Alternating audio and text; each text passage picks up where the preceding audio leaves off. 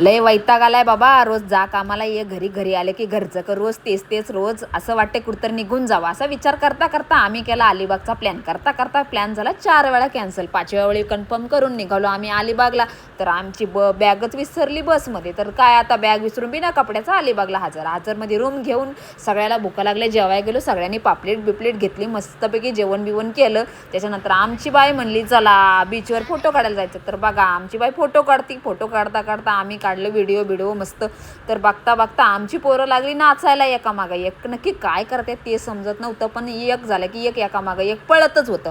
पळता पळता काय केलं पुढं जाऊन काय भेटलं त्यांनाच माहिती. सगळं झाल्यावर सगळी लागली पाण्यात डुबक्या मारायला. निम्मी भिजली निम्मी तशीच राहिली. ही बघा बारकी तशीच मोठी बी तशीच. सगळी मस्त एन्जॉय करायला लागली. पण काय आता माझ्या डोक्यात एकच टेन्शन, आता उद्या कपडे नाही, आज पण संध्याकाळी पावसात पाण्यात भिजायचं नाही. काय करायचं. मी तर बाहेर उभं राहून यांचं व्हिडिओ काढते. यांचं मस्तपैकी डान्स चाललं होतं. हिरोईनींपेक्षा भारी नाचत होत्या. पण बघा हे समुद्र तुम्हाला बघायला भेटणार नाही. अजून कोण गेलं नसेल, आम्ही आलो मज्जा करून. त्याच्यानंतर काय आहे आमची ही येडी पोरं बघा काय मजा करतो. कधी घराच्या बाहेरच काढली नाही तर ती अशीच करणार ना येड्यागत. त्यामुळे ही चांगली मजा घेत होती. पाण्यात लढत होती, मातीत लढत होती. काय करणार. संध्याकाळी आमच्या बाया लागल्या कॅटॉक करायला. आता बाबा मला काही ते बोलता येत नाही, पण मी बोलले. कसल्या भारी करीत होत्या.